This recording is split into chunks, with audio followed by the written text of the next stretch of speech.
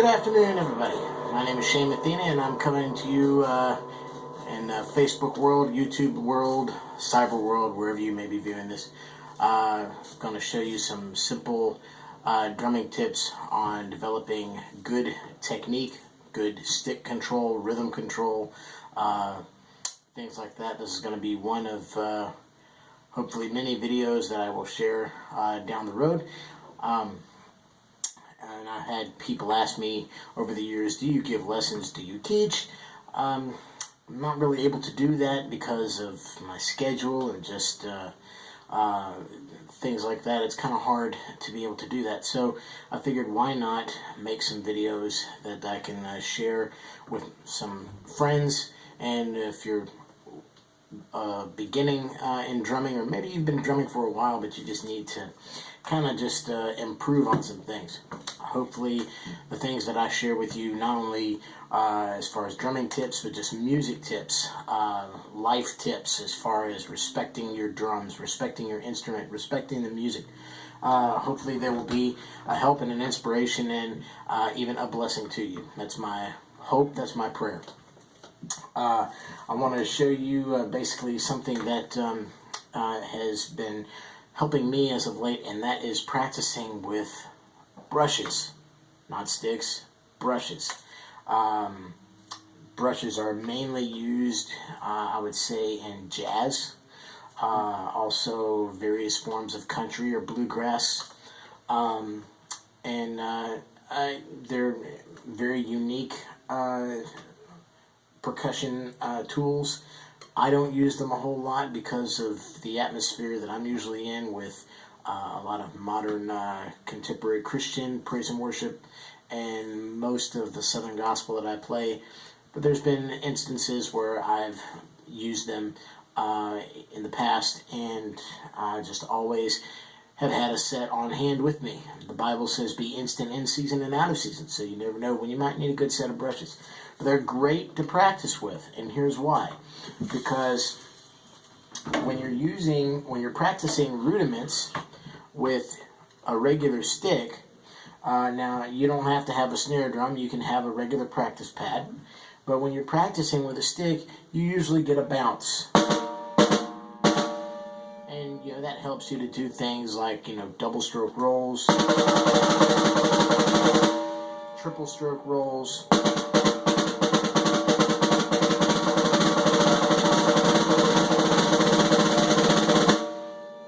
and of course you learn to control the bounce and control the dynamics and everything. That's fine. But something that can really help you develop good wrist and hand strength and grip, and it's all in the wrist. It's all right here in the wrist and in the fingers. Not a whole lot in the arm movement. Not a lot of flailing around. You want all your power should come right there. Not a whole lot of bashing and flailing around. That's some of that is theatrics, and a lot of that is actually, in my opinion, very immature. I know once you get going, if you're in a really intense situation, yeah, you can do some stuff, but still maintain control. But with brushes, you don't get a bounce, and so it makes you have to work a little harder, which is good. These are simple rudiments that you can do with sticks or brushes. It's good to practice with brushes, though. Simple things like just basic quarter note, eighth note, 16th note rolls, just 1, 2, 3, 4,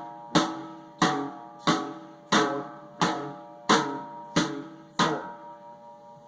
Eighth note, 1 and 2 and 3 and 4 and 1 and 2 and 3 and 4.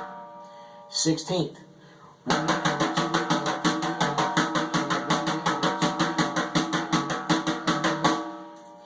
Also lead with the left, or lead with your offhand. If you're right-handed, lead with your left. If you're left-handed, lead with your right. I'm right-handed, so lead with the left. 1, 2, 3, 4, 1, 2, 3, 4, 1, 2, 3,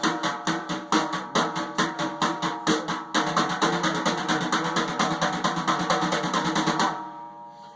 That's also good to help to develop good coordination, make your help make yourself a little ambidextrous, there's a technique called four-way independence, which a lot of drummers have become masters of, where basically it's like you divide your brain into four different parts, and your right hand is doing one thing, and your left hand is doing something totally different, and your right foot is doing something totally different, and your left, it's like you can keep four rhythms at once. It gives me a headache, actually, to watch people who know how to do that. But if you learn to lead with your left, make yourself a little bit more ambidextrous in that way, you'd be surprised at how much it can expand your talent, your gift, and help you to hone your craft. Again, just you want to use your wrist, develop good wrist control. Don't start off too fast. Moderation is the key. You'll find if you just keep it at a good moderate tempo,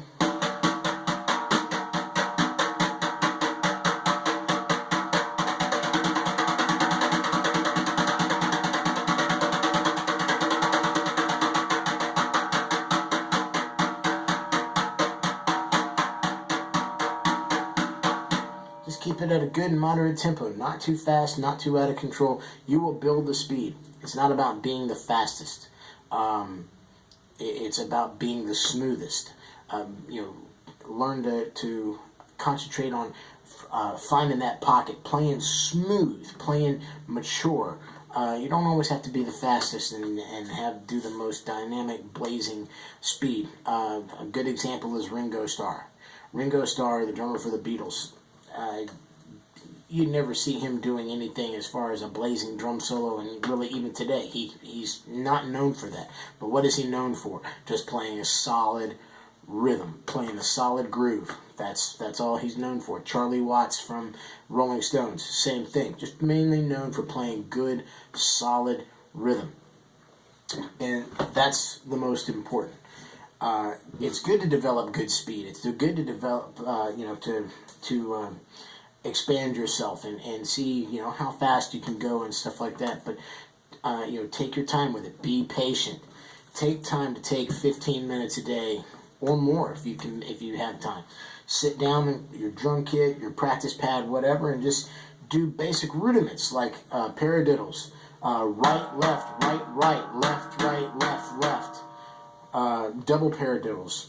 Right, left, right, left, right, left, right, left, right, left. Triple paradiddles. Right, left, right, left, right, left, right, left, right, left. Do little exercises like the single paradiddles.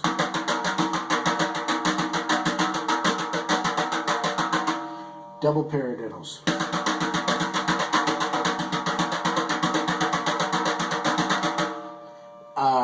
Triple paradiddles.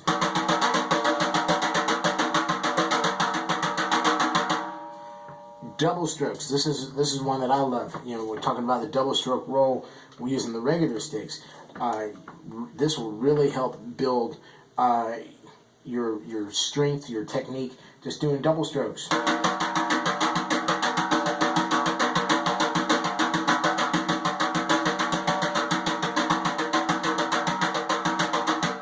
Triple strokes.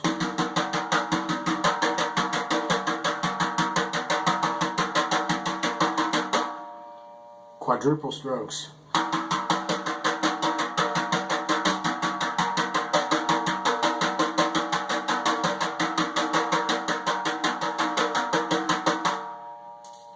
Also, when you're doing these, practice dynamics.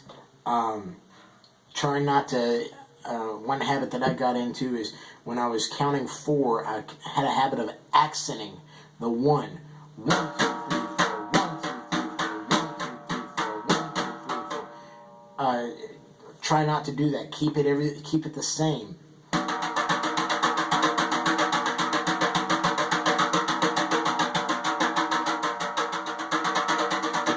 Build dynamic range. Keep it soft.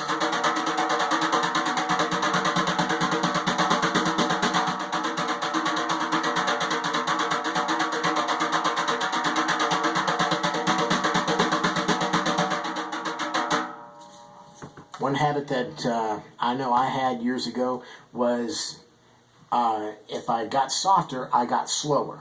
And if I got faster, I got louder. Learn to maintain speed while changing volume. And that takes some time, takes practice, but it's not impossible. Just learn to, you can start off at a very quiet,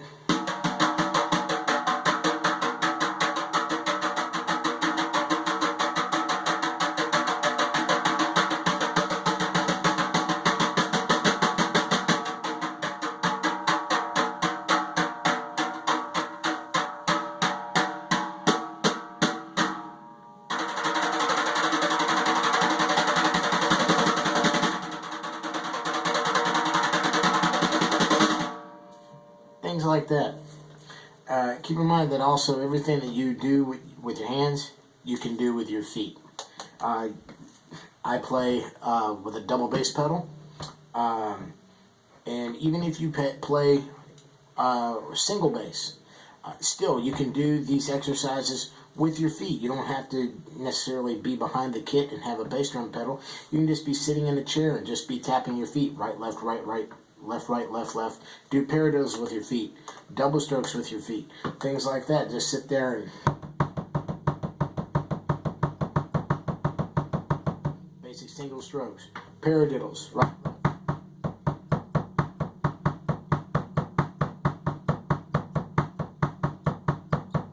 double strokes.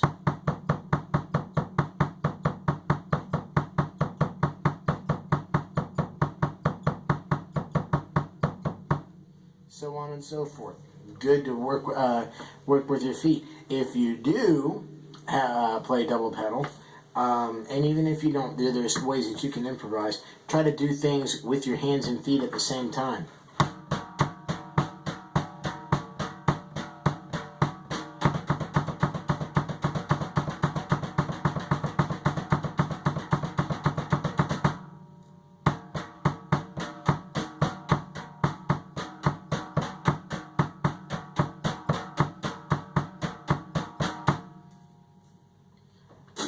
Other exercises you can do, things like triplet rolls. A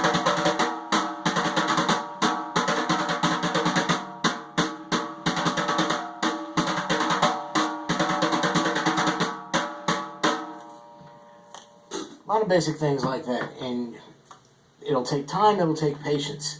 Sometimes the most simplest things can sometimes be the most wearing on our patience sometimes, because they seem so simple, but they're so necessary and so valuable to really developing your playing, developing your rhythm, developing your coordination, and drumming, along with any instrument, especially drumming, takes time, it takes patience. You're not going to be the greatest drummer overnight. Also, be open in your influences. Listen to different styles. Listen to jazz. Listen to some classic rock. Listen to country. Listen to gospel. There's a lot of great studio session drummers out of Nashville. Listen for guys like John Hammond, Shannon Forrest, who currently is the drummer for Toto, actually. Great studio drummer. Jerry Kroon.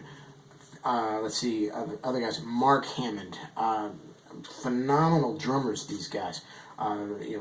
Look these guys up. Great country drummers like Eddie Byers, who's played with guys like, he's played with Vince Gill, I believe. He's played with numerous country music stars. Phenomenal drummer.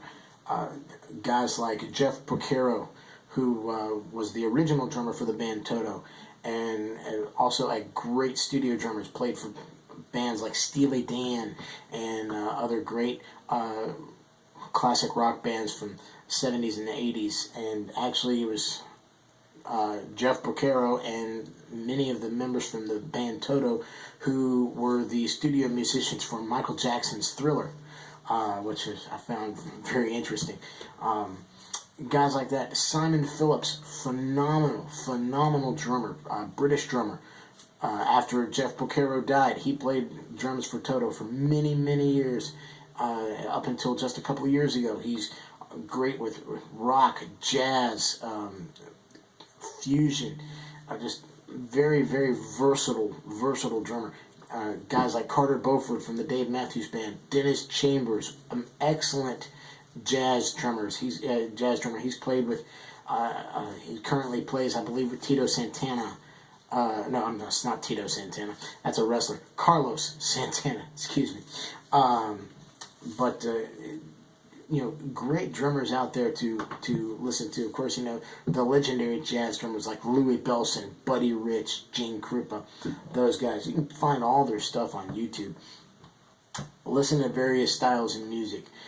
We all have a preference. I prefer a lot of Southern gospel. I'm very old school. I like Southern gospel. I like a lot of, pardon the term, older contemporary Christian music. But I've learned to appreciate a lot of things in country, a lot of things in rock, classic rock, even some of the more modern contemporary Christian music. So a lot of ways that you can really expand your drumming, make yourself a better musician. Be open-minded. Don't just get locked in one style, and also don't be a copycat. Make the music your own. I play the drums for my church, and a lot of times when we do a song and I listen to it, I sit there and I say, okay, now how can I make this work for me? Because there's sometimes when I don't really care for what the drummer is doing on the recording, and quite frankly, I listen to it and I'm like, okay, how can I make this work for my Sunday morning crowd? Because what I'm hearing on a recording, a lot of times I can tell you is not on a Sunday morning. And when you're you have to make it appealing to a very diverse crowd sometimes, older folks, younger folks, and whatnot. So you got to make it sound good. And a lot of times, there are times when you listen to a recording, you're like, that didn't really sound too good. So learn to make it your own. Learn to improvise. Learn to be creative. Don't just get stuck in a certain mindset and like, well, you got to play it the way it's recorded. No, be imaginative. Learn to add and learn to take away. Sometimes less is more. Things like that. All these are great tips that you can use to help yourself to be a better drummer, a better musician. If you do more than play the drums, if you sing like I do, listen to different people, listen to different styles, techniques. You can learn a lot of do's, you can learn a lot of don'ts. And that's pretty much it for this little session. I hope it's been informative. I hope you've enjoyed it, and I've enjoyed making it. And feel free to watch it over and over again. Spread the word. If it's been a blessing to you, feel free to pass on the blessing. Let it be a blessing to somebody else.